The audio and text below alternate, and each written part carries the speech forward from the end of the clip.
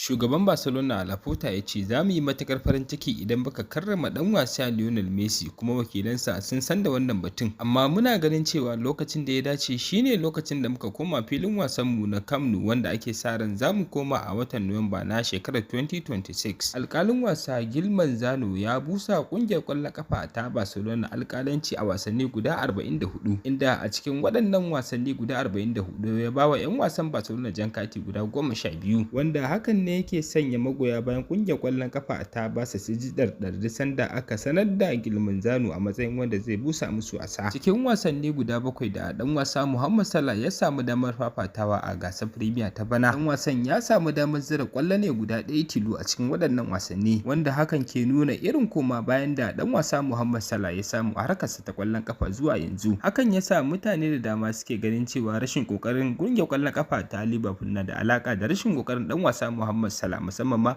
idan an yi la'akari da kakar wasannin baya da ta wuce.